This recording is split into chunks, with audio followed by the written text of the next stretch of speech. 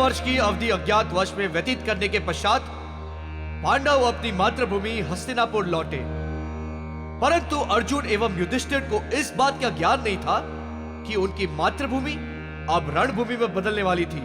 उनके अनुज दुर्योधन तथा दुशासन के हृदय एवं दिमाग पर दुष्टता के भयंकर मेघ छाए हुए थे। उनके हृदय में ईर्ष्या, लालच और स्वार्थ का विष प्रवेश करवा चुके थे शकुनी मामा।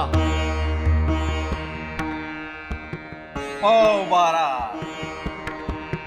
ना भांजे ना, हस्तिनापुर केवल तुम्हारा है। त्रिशंकु समान अवस्था हो चुकी थी भीष्म पिता की। एक दिशा में कौरव और द्वितीय दिशा में पांडव। केंद्र में संकटमय परिस्थिति में था उनका हस्तिनापुर, परंतु समय के चक्र को कौन रोक पाया है? पुत्र दुर्योधन, हस्तिनापुर की सुरक्षा एवं सुख समृद्धि का उत्तरदायित्व मेरे इन बूढ़े कंधों पर है। इन्हें मलिन देह के बोझ तले ना दबाओ। पांडवों ने वचन के अनुसार 13 वर्ष अज्ञातवास में व्यतीत किए हैं। अब समय आ गया है कि तुम भी अपने वचन का पालन करो। ना भांजे ना, चौपड़ में फेंके हुए पासे और मुख से निकला हुआ शब्द अमूल्य होता है। भावनाओं में विलीन होकर आज का समय मत गंवाओ पुत्र। हस्तिनापुर के सिंहासन पे तुम्हारा जन्म सिद्ध अधिकार है, केवल तुम्हारा। समझ रहे हो ना? मैं तो समझ रहा हूं मामा श्री, किंतु ये पितामह इस बात को नहीं समझ पा रहे। पितामह मेरे शब्द कर्ण प्रिय नहीं, किंतु सत्य अवश्य हैं। अर्जुन, हस्तिनापुर का सिंहासन तो दूर, हस्तिनापुर की मिट्टी पर भी तुम पांडवों का कोई अधिकार नहीं। दुर्योधन, हस्तिनापुर पर केवल पांडवों का अधिकार है, केवल पांडवों का। पौ बारा, पितामह अपने प्रिय अर्जुन को स्मरण करा दें। 13 वर्ष पूर्व चौपड़ की बाजी में हस्तिनापुर तो क्या, वो अपनी धर्म पत्नी को भी हार चुके थे। अपने ज्येष्ठ भ्राता की जंघा पर आसन ग्रहण कराने के लिए जब द्रौपदी को केश से खींचकर इस राज दरबार में लाया गया था, उस क्षण भिक्षुक जैसी अवस्था थी आप लोगों की। ऐसा व्यतीत होता है कि वो क्षण आपके चित्त से उतर गए। दुर्योधन, तुम तो ऐसे कठोर हृदय के नाते यह अवश्य किसी मलिन विचारधारा वाले व्यक्ति की संगत का असर है। तुम दोनों मेरे अनुज हो, प्रिय हो मेरे। आपस में बैर करना उचित ना होगा। मैं हाथ जोड़कर यह विनती करता हूं कि हस्तिनापुर के 5 गांव हमें सुपुर्द कर दो। आप हमारे ज्येष्ठ भ्राता हैं, इसलिए मैं आपसे अनुरोध करता हूं कि अगले 5 क्षणों में अपने पांव को बाहर की दिशा में ले जाइए, अन्यथा पांडवों के मृत्यु के उपरांत 5 अर्थी भी प्राप्त ना होगी आपको। दुर्योधन!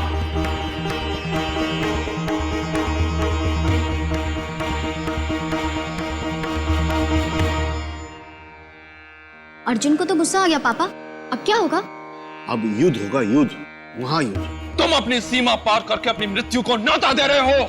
ना अर्जुन ना, अपने क्रोध पर संयम रखो। नहीं भ्राताश्री, नहीं, ये समय संयम रखने का नहीं है, आक्रमण करने का है। आप केवल अनुमति दीजिए। सुनो द्रोणाचार्य के प्रिय शिष्य अर्जुन, तुम अपने ये बाण और अपने भ्राताओं के साथ मुझसे युद्ध करोगे। तुम्हारे पास सेना का बल अवश्य है दुर्योधन, किंतु मेरे पास आत्मबल है। तुम्हारी मृत्यु तो निश्चित है, निश्चित। कार ने तुम्हारी बुद्धि को भ्रष्ट कर दिया पुत्र। नाश काल विपरीत बुद्धि। युद्ध, युद्ध, युद्ध, आक्रमण! तत्पश्चात हस्तिनापुर की धरती पर कटौता के बीज बोए गए और शत्रुता की फसल काटी गई। अतः श्री महाभारत कथा।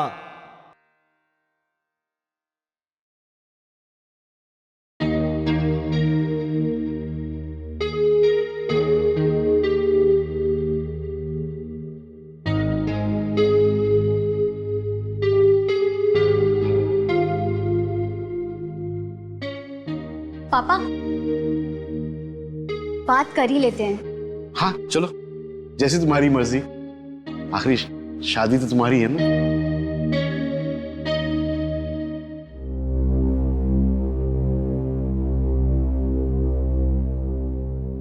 हेलो जी, नमस्ते सेठ जी, मुड्डू बोल रहा हूँ। सॉरी मैं आपका फोन उठा नहीं पाया, मेरा शो चल रहा था। हाँ हाँ सेठ जी, हम क्यों नहीं आएंगे। अरे सेठ जी, आपसे 1 लाख रुपए एडवांस ले चुके हैं, शो में क्यों नहीं पहुंचेंगे। समय अनुसार हम सब लोग सीरकपुर पहुंच जाएंगे। बस आपसे एक विनती है सेठ जी, आप मेरे कलाकारों के लिए वहां पर खाने पीने और रहने की व्यवस्था अच्छे ढंग से कर दीजिएगा। ओके सेठ जी। जी जी, नमस्ते, नमस्कार। अरे दिवाकर जी, आप नमस्कार। नमस्कार नमस्कार। आप मुझे जानते हैं? भला आपको कौन नहीं जानता, केशवर तालुका के आप इतने जाने माने जमींदार हैं। चलिए, अच्छी बात है। मैंने आपका नाटक देखा, बहुत पसंद आया। पहली बार रंगमंच पर महाभारत की कथा का मैंने नाट्य रूपांतर देखा, दिल खुश हो गया। जी बहुत बहुत धन्यवाद। बच्चों की मेहनत रंग ला रही है। आप बताइए मैं क्या कर सकता हूँ, क्या सेवा करूँ आपके लिए। ये मेरी बेटी शालिनी है। नमस्ते। परसों इसकी शादी है। ये तो बड़ी खुशी की बात है। और इसी खुशी को दुगनी करने के लिए मैं चाहता हूँ कि आप अपनी मंडली के साथ इसकी शादी में आए और इसी नाटक का एक प्रस्तुति दें। शादी में महाभारत? क्यों, कोई समस्या है? नहीं नहीं दिवाकर जी, समस्या की कोई बात नहीं। दिवाकर जी, हम लोग तो कलाकार हैं, लोग हमें जहाँ बुलाते हैं हम चले जाते हैं। दरअसल शादियों में संगीत संध्या या डीजे इस तरह के प्रोग्राम होते हैं। तो महाभारत सुनकर मैं थोड़ा सा आश्चर्य हो गया। भाई, मैं जमीन से जुड़ा जमींदार हूँ, संस्कृति से मुझे बहुत लगाव है। खैर, पैसों की बात कर ले। जी, ट्रैवलिंग वगैरह के साथ हम 2 लाख रुपए चार्ज करते हैं, बाकी आपको जैसा देना है आप सोच लीजिए। चलिए ठीक है, 2 लाख में तय हुआ। मैं शाम को आपके गेस्ट हाउस में 25,000 पेशगी के तौर पे भेज दूंगा। चलता हूँ। धन्यवाद। चलो बेटी। हाँ संजीव, अरे यार कमाल हो गया। अभी यहाँ के बहुत बड़े जमींदार दिवाकर जी मुझसे मिलने आए थे। अरे हमें एक और शो मिल गया है, मुबारक हो। और सब लोग ठीक ठाक है ना वहां पर?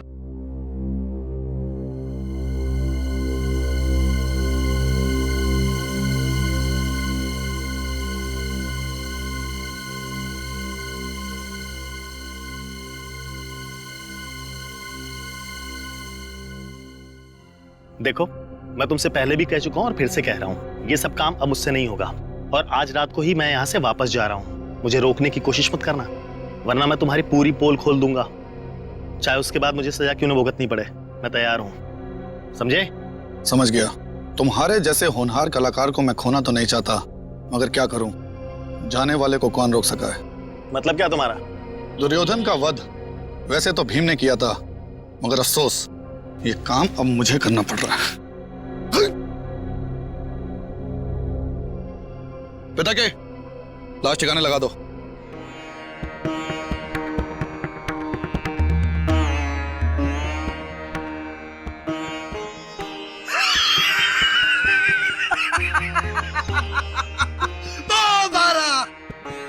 भांजे मेरे पास है, मुझे बता रहे हैं कि पांडवों की समक्ष धन संपत्ति पर अब तुम्हारा वर्चस्व होगा। मामा श्री, हमारे भ्राता पांडव निर्धन हो चुके हैं। ऐसा प्रतीत होता है कि अब दांव पे लगाने को इनके पास कुछ भी शेष नहीं रह गया। फिर भी तत्पश्चात खेलना चाहते हैं तो दांव पे क्या लगाएंगे, खुद को या इंद्रप्रस्थ को? दुशासन, यदि तुमने इंद्रप्रस्थ का उल्लेख भी किया तो परिणाम बहुत भयंकर हो सकते हैं। बल का प्रयोग हम भी भली भांति जानते हैं अर्जुन। शांत भांजे शांत, क्रोध केवल बुद्धि को नष्ट कर देता है। पांडव परिस्थिति वश विचलित हो गए हैं, इन्हें क्षमा कर दो। युधिष्ठिर पुत्र, यदि तुम चौपड़ के खेल को छोड़कर जाना चाहो तो तुम अवश्य जा सकते हो, किंतु यदि तुम हारे हुए राजपाट को पुनः प्राप्त करना चाहते हो तो तुम इंद्रप्रस्थ को दांव पर लगा सकते हो। एक दावा पुनः राजपाट तुम्हारा पांडवों का हो जाएगा। नहीं भ्राताश्री, नहीं, इंद्रप्रस्थ को हम कदापि दांव पर नहीं लगा सकते। हमारे पास कोई और विकल्प है भी नहीं अनुज। हमारे अधिकार और संपत्ति पर पुनः अधिकार प्राप्त करने के लिए एक दाव और खेलना होगा। चौपड़ का ये खेल पुनः आरंभ किया जाए। इस बार दाव पर क्या लगाओगे पुत्र युधिष्ठिर? दाव पे मैं इंद्रप्रस्थ लगाता हूँ।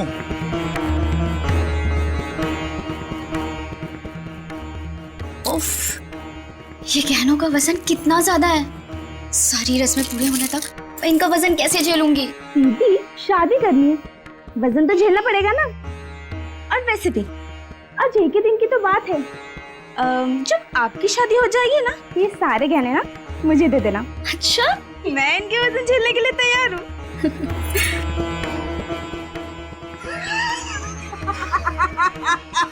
तो बारा हम जीते पाएंगे।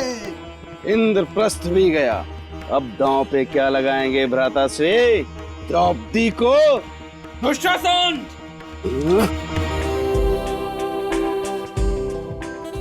तुम्हारा फोन रिंग हो रहा है। हेलो केटरर, हाँ तुम वही रुको, मैं अभी आती हूँ। दीदी कमरे से बाहर मत निकलना, मैं अभी आती हूँ। ठीक है, मगर जल्दी आना। हाँ हाँ हाँ। हेलो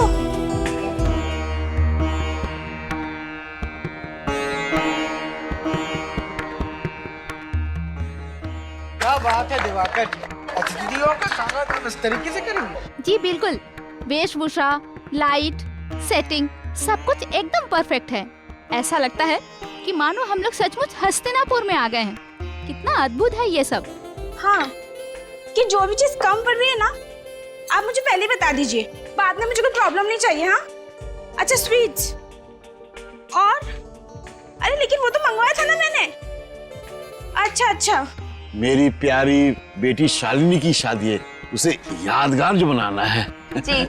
और फिर जमाई राजा मैं और उनके माता पिता 2 घंटे में पहुंचेंगे केशवर। ओके। तो मैंने सोचा मेहमानों के लिए कुछ अलग तरीके का इंतजाम किया जाए। बुद्धू साहब जी, बहुत बहुत धन्यवाद। जी बहुत बहुत शुक्रिया, बहुत बहुत शुक्रिया। आप लोगों से निवेदन है, कृपया भोजन के लिए पधारें। आइए। अरे छोटी, तुम इधर? मैं शालिनी दीदी के साथ ही थी, मगर मुझे केटरर का फोन आया। उससे बात करने में बाहर निकली तो उसने कहा कि उसने मुझे फोन ही नहीं किया। इसका मतलब शालिनी, चलो चलो।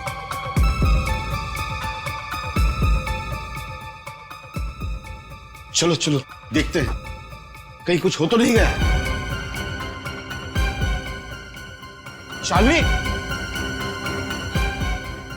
शालिनी!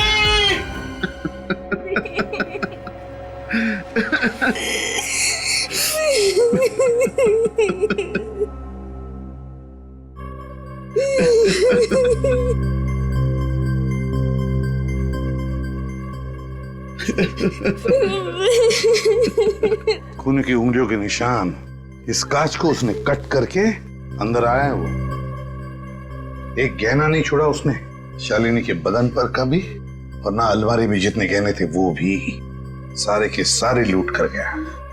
सर, खूनी पूरी प्लानिंग के साथ आया था। आश्रया, मौका देख के उसने ये सब किया है। जैसे उसने देखा कि सारे बाराती वहां मंडप में थे शादी के, और ये शालिनी बेचारी अकेली थी, बस उसने अपना काम कर लिया। लेकिन सर, शालिनी के गले पर ये जो निशान है, ये निशान कैसे बना होगा? ये तो बड़ा अजीब सा निशान।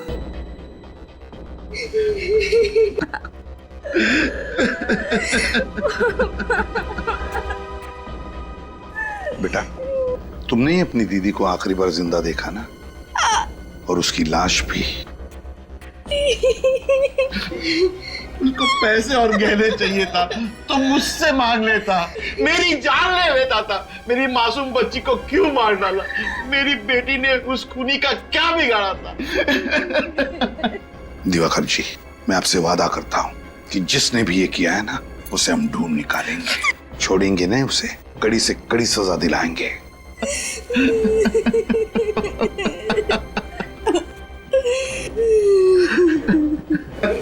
निशान उठा। लेकिन सर, एक बात समझ में नहीं आ रही है। क्या? ना कोई हाथापाई हुई, ना किसी हथियार का इस्तेमाल किया गया, फिर शालिनी के गले पर ये निशान कैसे बना? ये निशान कैसा, ये साळुंके ये बताएगा, और साळुंके ये भी बताएगा कि शालिनी की मौत हुई कैसे। इसकी शादी की सारी वीडियो फुटेज देखते हैं, सारी की सारी वीडियो फुटेज। दिवाकर जी ने इतनी कड़ी सिक्योरिटी का बंदोबस्त किया था, उनकी सुरक्षा की जिम्मेवारी आप लोगों की थी, फिर भी इतनी बड़ी लापरवाही हो गई। उनकी बेटी का खून हो गया, लाखों के गहने चोरी हो गए, आप लोग कहते हैं आपने किसी बार वाले को अंदर आते जाते नहीं देखा। क्या कर रहे थे आप? हमारा विश्वास कीजिए सर, हम तो कड़ी निगरानी रख रहे थे। शालिनी मैडम के कमरे में इतने सारे गहने थे कि उन्हें कोई बाहर ले जाए और हमारी नजरों से बच जाए, ये हो ही नहीं सकता। बाहर वाला नहीं, इसका मतलब ये हुआ कि ये काम किसी अंदर वाले का ही है। क्या आप हम पर शक कर रहे हैं? देखिए, हम बहुत अमीर और इज्जतदार लोगों में से हैं। हमारे पास पैसों की कोई कमी नहीं है। सर, हम तो शालिनी जी को ठीक तरह से जानते भी नहीं थे। हम तो यहाँ सिर्फ नाटक करने आए थे। हाँ सर, जब शालिनी जी का खून हुआ तब नाटक चल रहा था और हम सब लोग वहीं थे। हमें एक एक करके इन सबकी तलाशी लेनी होगी।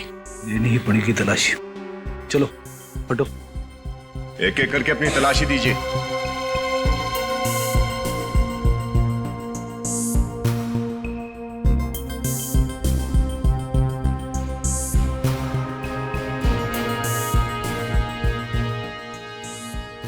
हाथ नीचे, सीधे खड़े हो।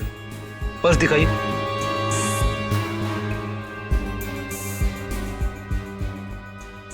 अपना पर्स दिखाइए।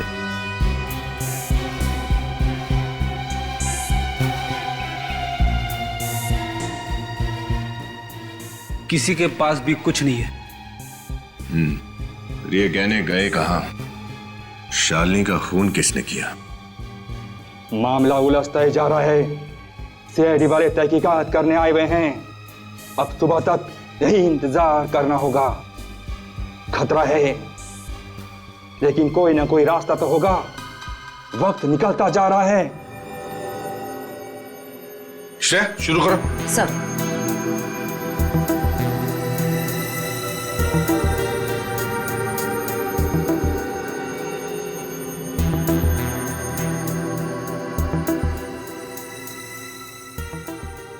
बहुत धूमधाम से की है शादी दिवाकर ने अपनी बेटी की। मेहमान भी बहुत आए हैं। लेकिन सर, इतनी सारी भीड़ में उस खूनी को कैसे ढूंढेंगे? खूनी को हम जरूर ढूंढ निकालेंगे विनीत, जरूर ढूंढ निकालेंगे उसे। श्रेया, एक मिनट जरा पॉज करो। ये जो आदमी पीछे खड़ा है, चुप कर क्यों खड़ा है? ये लगता है किसी पे नजर रख रहा है, मगर किस पर? कौन हो सकता है ये? है कौन ये कलाकार? सर, जब हम सभी कलाकारों से पूछताछ कर रहे थे तब ये वहां पे नहीं था। वहां पे नहीं था ये? नहीं सर।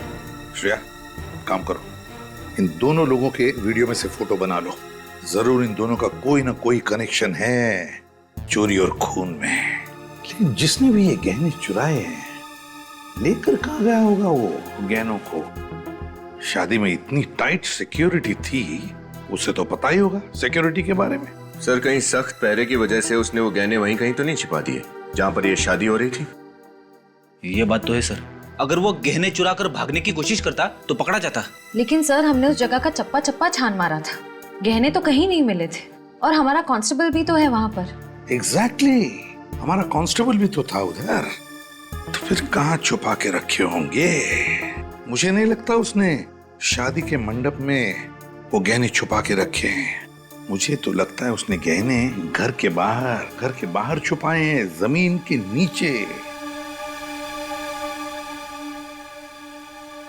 आसान के बोल।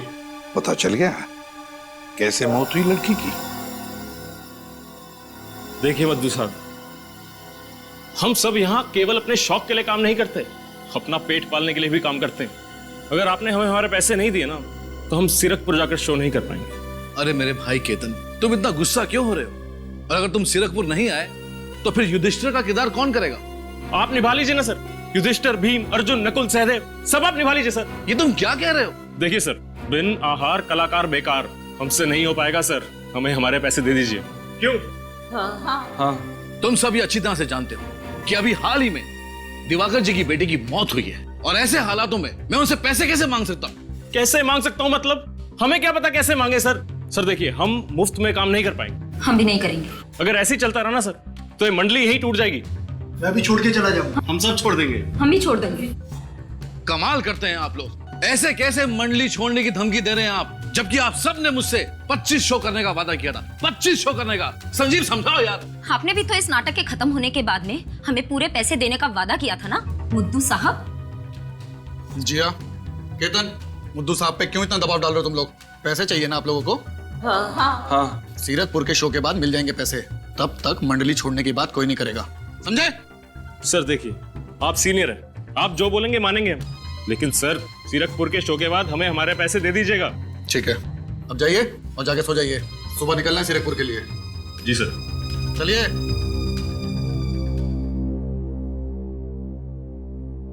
थैंक यू संजीव, ये सब लोग सिर्फ तुम्हारी बात सुनते हैं। आज के बाद तुम ही इन सबको संभालो। और हाँ, उस दिनेश को भी पता नहीं बिना बताए वो कहाँ गायब हो गया। कोशिश कर रहा हूं मैं। जाओ तुम भी सो जाओ। Good night. Good night.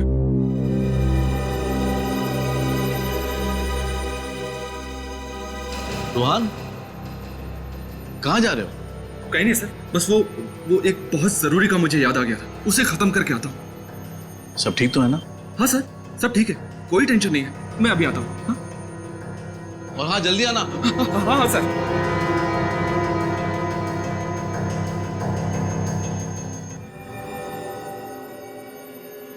हाँ सोलंकी, क्या पता चला इसकी मौत के बारे में? बॉस, इस एक्सरे को जरा गौर से देखो। ये शालिनी के गले का एक्सरे है। सोलंकी, यार यहाँ पर क्या है ये? कुछ तो है इधर। एग्जैक्टली। इसके गले पर चोट लगी जिसकी वजह से इसके गले के आसपास की मांसपेशियां फट गई। सर, सिर्फ गला घुटने की वजह से किसी इंसान की ऐसी हालत हो सकती है? नहीं, सिर्फ गला घोटने की वजह से नहीं, ये कुछ और ही चक्कर है ना? बिल्कुल बॉस। इसके गले पर एक हल्की सी चोट का निशान है। इसी जगह पर इसके कंठ पर खूनी ने वार किया, जिसकी वजह से इसकी नस दब गई और कुछ ही सेकंड में इसकी मौत हो गई। तो क्या सर खूनी ने इसके गले पर मुक्का मारा या किसी भारी चीज से वार किया? नहीं श्रेया, अगर खूनी ने इसके गले पर किसी भारी चीज से या किसी नुकीली चीज से वार किया होता बॉस, तो इसका गला बुरी तरह से कट जाता, बहुत बड़ा जख्म बन जाता। लेकिन यहाँ इसके गले पर तो ऐसा कुछ नहीं है। सोलंकी, अब पहेलियां बुझाना बंद कर और बता क्या हुआ है। ठीक, बताता हूँ क्या हुआ। ये रूमाल, इस रूमाल की वजह से इस शालिनी की मौत हुई है। रुमाल से? हाँ सर, रुमाल से कैसे किसी का खून हो सकता है? मैं बताता हूँ कैसे हो सकती है। इस रूमाल पे मैंने पत्थर रख दिया और इसे ऐसे बंद करके जोर से घुमाया। इतनी जोर से घुमाया कि इसके अंदर की चीज सीधी जाकर के सामने वाले के कंठ पर लगी।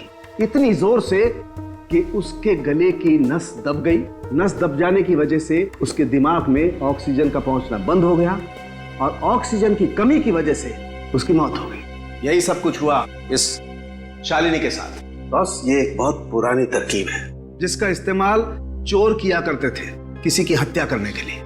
कमाल है सर, ना खून खराबा ना कोई हाथापाई और एक ही पल में इंसान की मौत। खून करने का पुराने जमाने का तरीका नए जमाने में। खूनी चाकू से वार कर सकता था, गोली चला सकता था, पर उसने इतनी पुरानी तरकीब का इस्तेमाल किया, क्यों? कोई तो वजह जरूर है श्रेया, कोई तो वजह जरूर है।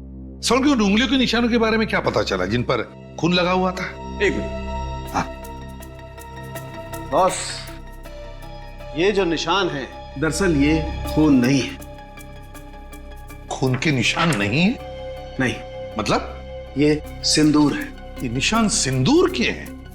तो क्या खूनी हाथों पर सिंदूर लगा के गया था खून करने के लिए? सर, हो सकता है कि खूनी कोई औरत हो, क्योंकि कोई आदमी भला अपने हाथों पर सिंदूर क्यों लगाएगा? लगाएगा, कोई आदमी अपने हाथों पर सिंदूर जरूर लगाएगा। याद करो वो वीडियो, शालिनी की शादी का वीडियो। दुशासन!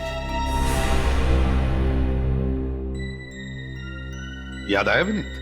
शालिनी की शादी की वीडियो में एक नाटक चल रहा था, महाभारत का नाटक, और उस नाटक के एक कलाकार के हाथ में सिंदूर लगा हुआ था। सिंदूर। तो कहीं ये खून उस सिंदूर वाले कलाकार ने तो नहीं किया? ढूंढना पड़ेगा इस सिंदूर वाले कलाकार को।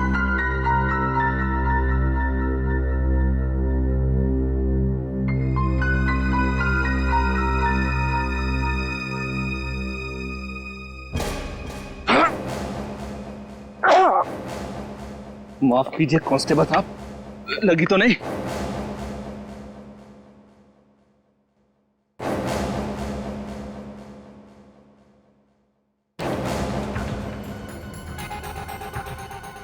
सीआईडी के यहां पहुंचने से पहले मुझे अपना काम खत्म करके जल्दी यहां से निकलना होगा।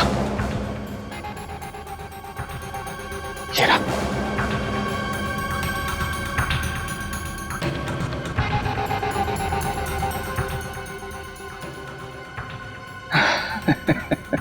मजे आ गए, जिंदगी भर के लिए गरीबी से छुटकारा मिल गया।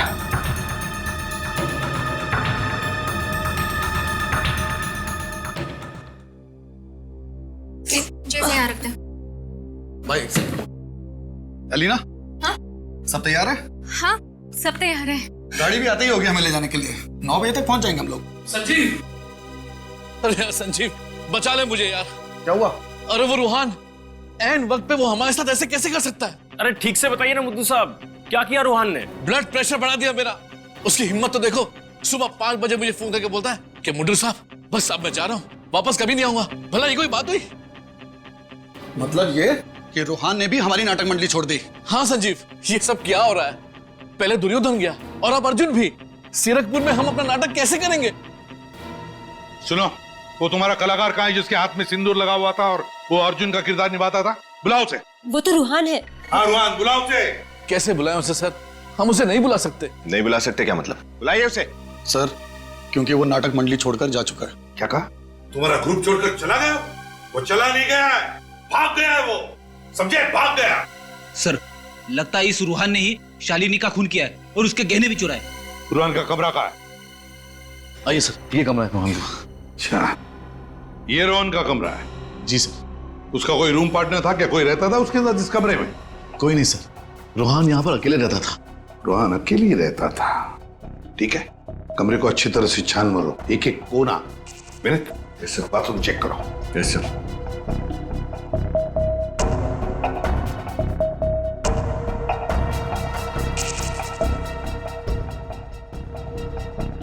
सर। हाँ, क्या है विनीत? ये देखिए सर, मिट्टी।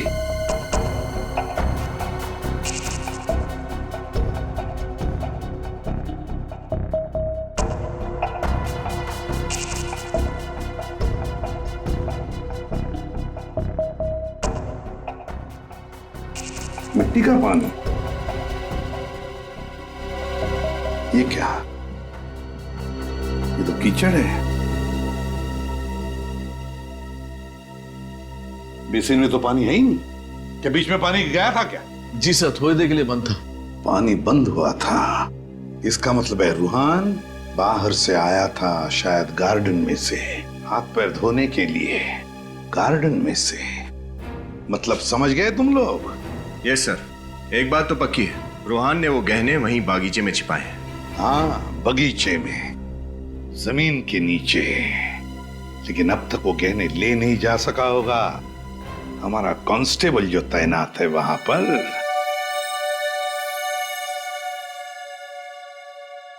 माय गॉड, देखो इसकी नब्ज चालू है क्या?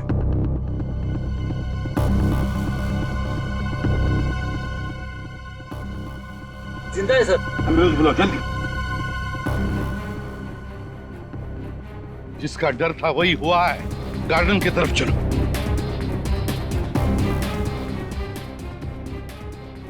देखो कहीं पर कुछ गड़बड़ लगती है क्या?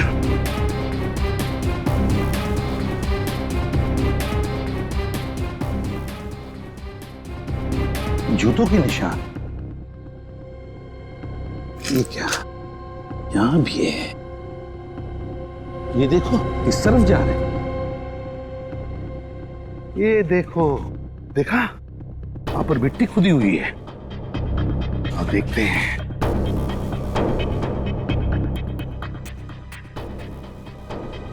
ये देखो, मिट्टी खुदी हुई है। मतलब रूहान ने गहने यहीं पर छुपा के रखे थे, यहीं पर।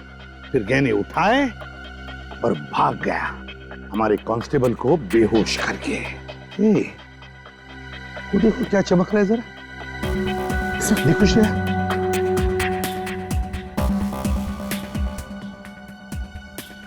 जरी का टुकड़ा? सर, हाँ? इस तरह की जरी तो दुल्हन के कपड़ों में इस्तेमाल की जाती है। दुल्हन के कपड़ों में इस्तेमाल होती है? हाँ सर। तो फिर इस रूहान ने वो गहने दुल्हन के कपड़े में ही लपेट कर रखे थे, यहाँ इस गड्ढे में। तो शालिनी को रूहान ने ही मारा है।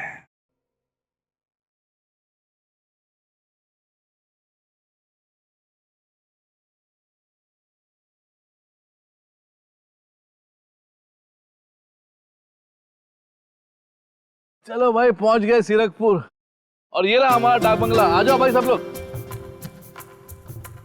मुद्दू साहब, पता नहीं हमारी नाटक मंडली को किसकी बुरी नजर लग गई है। ये दिनेश अचानक गायब हो गया और ये रूहान, चोरी और कत्ल का इल्जाम है उस पर।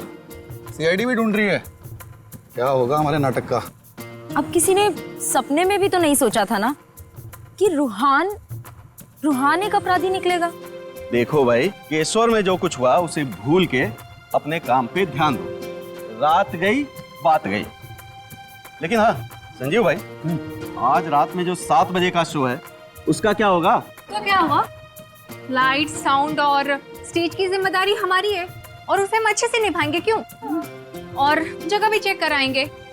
लेकिन हाँ मुद्दू साहब, बतौर मैनेजर की जिम्मेदारी तो आपको अच्छे से निभाइए। मुद्दू साहब, एक ही कलाकार क्या अर्जुन भी बनेगा और शकुनी भी? अरे अपने साथ साथ आप हमारा भी मुंह काला कराएंगे। कम से कम कलाकार का तो इंतजाम करके दीजिए। अरे यार संजीव कलाकार है, कोई भाजी तरकारी नहीं कि मार्केट गए और पाव किलो और किलो के हिसाब से ले आए। मैं कोशिश कर रहा हूँ ना यार। चल आओ सब आओ। सर, इस किट्टू पाने वाले को पूछ के देते हैं, शायद इसे कुछ पता हो। जी कहिए साहब, हमारा ही नाम किट्टू है। हम लोग सीआईडी से हैं। सीआईडी? हाँ सीआईडी। इस फोटो को ध्यान से देखो और बताओ, इस आदमी को देखा है कहीं? इसका नाम रूहान है। इसे आखिरी बार नीले रंग की पैंट और हरे रंग की कमीज में देखा गया था। तो बताओ, क्या तुमने इस आदमी को देखा है? क्या तुम जानते हो इसे? हाँ साहब, इस आदमी को कैसे नहीं पहचानूंगा मैं, जानता हूँ मैं इसे। कहाँ देखा? साहब आज ही देखा है। कितने बजे? आज सुबह ही, यही कोई लगभग 9 बजे आया था साहब। 9 बजे? जी हाँ 9 बजे। तुम्हें तो पता ही होगा ना, तुम्हारे यहाँ के जमींदार दिवाकर जी की बेटी का खून हुआ। जी हाँ मुझे मालूम है। तो हमें इस आदमी पर शक है कि उनकी बेटी का खून इसने किया है। इस आदमी ने खून किया है? हाँ। क्या तुमने इसे अकेले ही देखा है या फिर इसके साथ कोई और भी था? नहीं साहब, वो तो अकेला ही था। और क्या बता सकते हो इस आदमी के बारे में? हाँ साहब, उसने मुझसे पूछा था कि केशवर बस स्टॉप से सबसे पहली बस कितने बजे निकलेगी। केशवर बस स्टॉप पहली बस? इतने सारे लोग तुम्हारे यहाँ पर आते होंगे खरीदारी करने के लिए, ये रूहान ही तुम्हारे दिमाग में कैसे बैठ गया? याद कैसे नहीं रहेगा साहब, वो आदमी बहुत ही अजीब था। मतलब? देखिए साहब, उसकी वजह से मेरे यहाँ पे चोट भी लगी है। ये चोट कैसी लगी तुम्हें? क्या उसने तुम्हें मारा था? नहीं साहब, मारा तो नहीं था। तो फिर कैसे लगी? जब आखिरी बार आया तब। ये लो साहब। अरे ऐसे क्या चिल्ला रहे हो? हाथ पे लगा है, गर्दन पे नहीं लगा है। अगर गर्दन पे लगता ना तो तुम्हारी मौत भी हो सकती थी। ये तो बहुत ही खतरनाक है। 15 मिनट में बस स्टॉप से पहली बस मिल जाएगी आपको। ठीक 6 बजे निकलती है बस। हाँ हाँ शुक्रिया शुक्रिया, जा रहा हूँ। और हाँ, शुक्र मनाओ कि जा रहा हूँ, वापस लौट के नहीं आऊंगा, वरना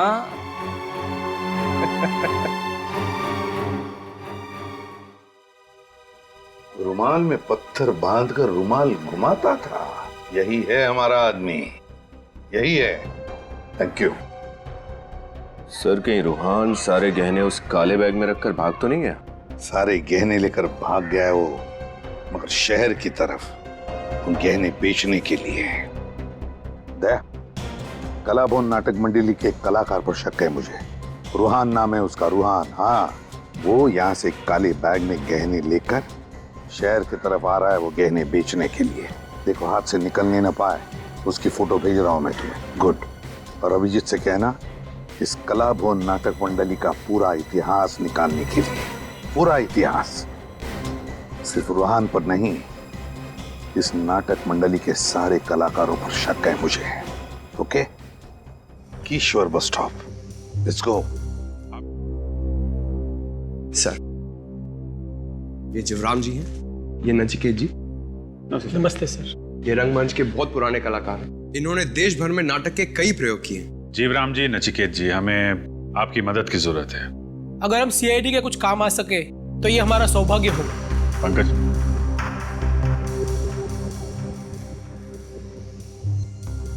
आप लोग ये फोटो देखिए, इसके बारे में क्या जानते हैं आप लोग?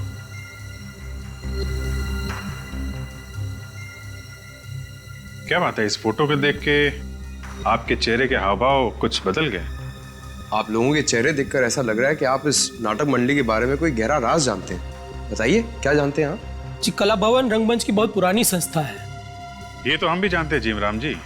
आप हमें ये बताइए कि आप ऐसा क्या जानते हैं इस मंडली के बारे में जिसे देख के आपके चेहरे का रंग उड़ गया। सर, हमारे नाट्य जगत का सुहाना काल चल रहा था, तब इस कला भवन के कलाकारों ने उस पर ग्रहण लगा दिया। कलाकारों ने ग्रहण लगा दिया? वो कैसे? जी, कलाकारों के रूप में बहरूपिये थे, बहरूपिये। कलाकारों के बेस में ये चोरों की टोली थी। ये क्या कह रहे हैं आप? कला भवन के कलाकार चोर थे?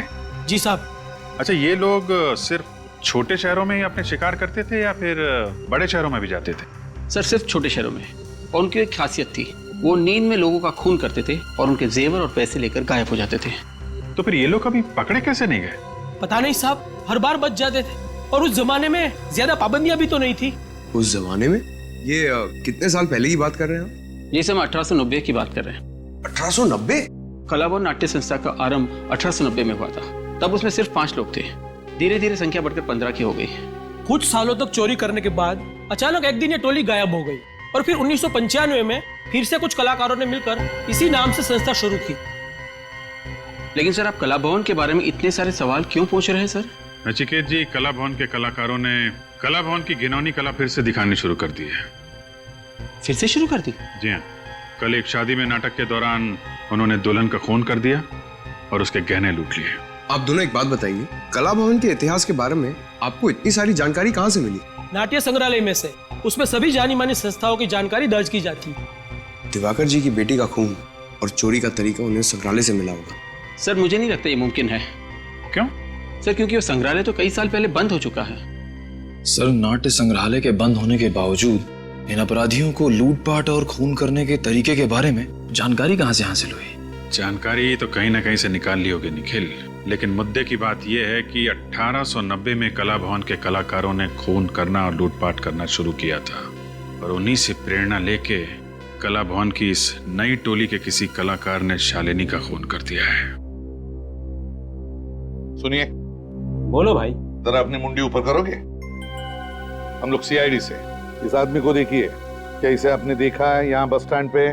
चेहरा कैसे याद रहेगा साहब? इस काउंटर पर इतने लोग आते हैं, कैसे याद हो सकता है? अच्छा एक बात बताओ, यहाँ से जितनी भी बसें जाती हैं सुबह 9 बजे, क्या वो वापस लौटी है? देख के बताता हूँ साहब। लॉन्ग रूट की 4 बसों को छोड़कर सारी बसें आ चुकी हैं। ये जो बस आ रही है, क्या वो भी यहाँ से 9 बजे गई थी? हाँ साहब, ये 9 बजे गई थी। एक राउंड पूरा करके अभी आई है। Thank you.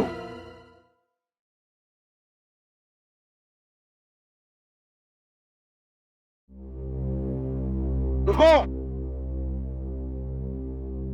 अरे क्या चाहिए आपको? कौन है आप लोग? हम लोग सीआईडी से। एक बात बताओ, इस आदमी को जानते हो? जी साहब। साहब, ये तो वही आदमी है जो उस लड़की के साथ था। लड़की? कौन लड़की? कुछ बता सकते हो उसके बारे में? हाँ साहब। साहब, उसने लाल रंग की स्कर्ट पहनी हुई थी, व्हाइट शर्ट, बड़ा सा चश्मा लगाया हुआ था, स्कार्फ और पाँव में लंबी एड़ी वाला सैंडल था साहब, जैसे वो शहर की लड़कियां पहनती है ना साहब, वैसा। और क्या बता सकते हो? साहब, हम जब यहाँ पर पहुंचे तब तो ये लड़की यहाँ अकेली खड़ी हुई थी, शायद इसी आदमी का इंतजार कर रही थी। बाद में जब बस यहाँ से निकलने लगी तो ये आदमी यहाँ भागता हुआ आया। ये दोनों एक दूसरे को देखकर मुस्कुराए, फिर हमारी बस में चढ़ गए। अच्छा, और उतरे कहाँ? साहब, वेलापुर स्टॉप पे उतरे थे 11 बजे। वेलापुर 11 बजे? मतलब ये रूहान वेलापुर गया है। वेलापुर। घड़ी आ चुकी थी संबंधों के प्रलय की। निश्चित करना था दानवीर करण को कि वो किसका समर्थक बने, अपने परम मित्र एवं संरक्षक दुर्योधन का या अपने सौतेले भ्राता पांडवों का।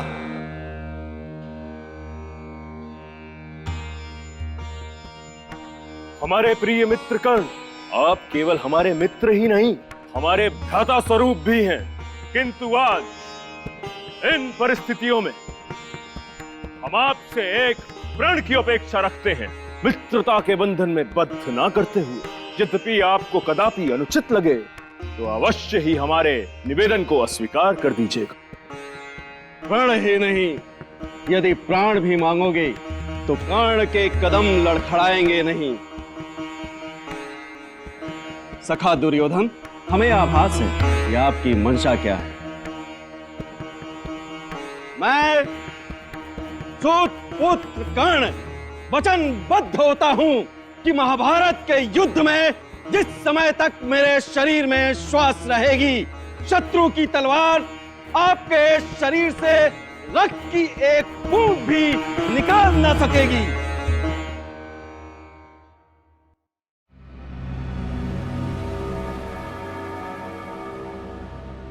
सर, इस गांव वाले ने फोन करके मुझे बताया कि यहाँ पे एक लाश गिरी है। उसके बाद तुरंत मैंने आपको फोन किया सर। ये देखिए सर, यही वो लाश। माय गॉड, पलटाओ इसे।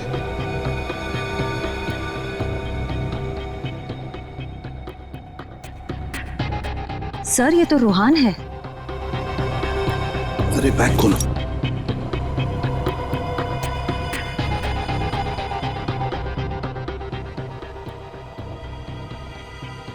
देखो कोई गहने हैं क्या इसके पास, अच्छी तरह से चेक करो।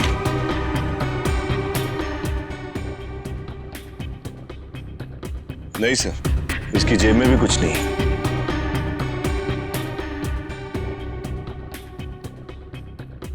सर, ये देखिए, रूहान के गले पर बिल्कुल वैसा ही निशान है जैसा शालिनी के गले पर था।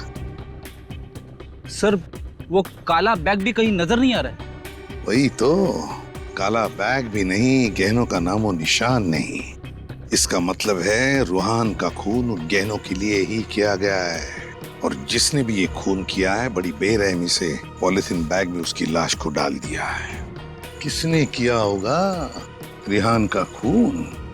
कहीं वो लाल स्कर्ट और सफेद शर्ट वाली लड़की तो नहीं? जरूर उसी लड़की ने खून किया है रूहान का। और है कौन ये लड़की, लाल स्कर्ट और सफेद शर्ट वाली?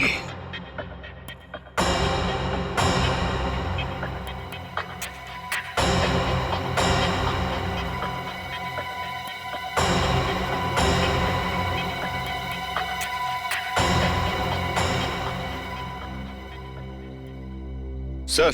हाँ विनय। सर, रूहान की लाश को फोरेंसिक लैब भिजवा दिया सर। गुड। सर, हाँ, आसपास कहीं पे सुराग या सबूत भी तो नहीं है। अब कैसे पता चलेगा कि रूहान का खून किसने किया है? सुराग और सबूत नहीं मिला तो क्या हुआ फ्रेडी? गवाह तो हैं, लोगों की गिनती भी बढ़ गई है।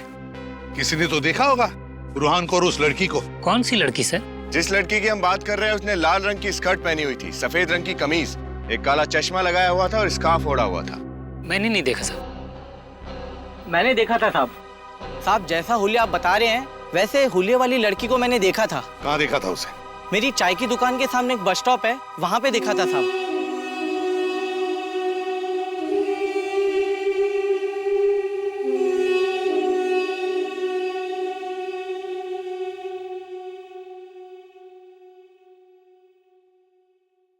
एक फोन करना था। लोकल का 5 और एसटीडी का 10 रुपया 1 मिनट का। ठीक है।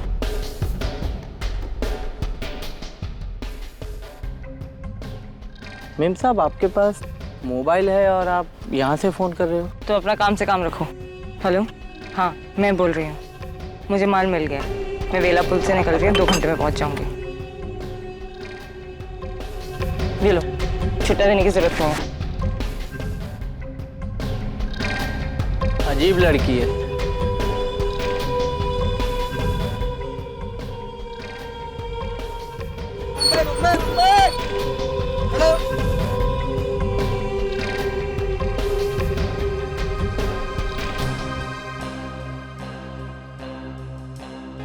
मुंबई जाने वाली बस में बैठी? हाँ साहब, मुंबई जाने वाली बस ही थी। यही लड़की है, इसी ने रूहान का खून किया है, इसी लड़की ने। फोन पे माल की बात कर रही थी, इसका मतलब वो गहने भी उसी के पास है। लेकिन एक बात समझ में नहीं आई सर। क्या? यहाँ से मुंबई का रास्ता करीब 4 घंटे का है, लेकिन उसने फोन पर कहा कि वो 2 घंटे में पहुंच रही है। अच्छा, मुंबई 4 घंटे की दूरी पर, और उसने फोन पर कहा कि वो 2 घंटे में पहुंच जाएगी। फ्रेडी, पता लगाओ यहाँ से मतलब वेलापुर से 2 घंटे की आसपास कितने शहर या गांव है, जल्दी। Yes sir. अच्छा, हमें तुम्हारी मदद चाहिए। तुम्हें उस लड़की के बारे में जो कुछ भी याद है, वो दिखती कैसे, वो हमें बताओ, हम उसका चेहरा बना देंगे। हाँ, मदद करोगे? जी साहब। और एक बात बताओ, जब वो फोन पर बात कर रही थी तब वो कुछ लिख रही थी ना कागज पर? तो क्या तुमने देखा वो क्या लिख रही थी? सर वो कागज पर कुछ फूल बना रही थी। फूल बना रही थी? Okay thanks sir. हाँ, वेलापुर से 2 घंटे पे सिरखपुर है। सिरखपुर? क्या फ्रेडी, क्या कहा तुमने? सिरखपुर? हाँ सर। सिरखपुर? अरे यही तो वो जगह है जहां पर इस नाटक मंडली का अगला शो है, कला भवन नाटक मंडली का। सिरखपुर। मगर सर अगर ये लड़की सीरकपुर जाने वाली थी तो उसने मुंबई जाने वाली बस क्यों ली? यही तो, ये लड़की बड़ी खड़बड़ है, बड़ी चालाक है। इसे पकड़ने के लिए जाल रचना पड़ेगा। कला भवन नाटक मंडली का नाटक महाभारत।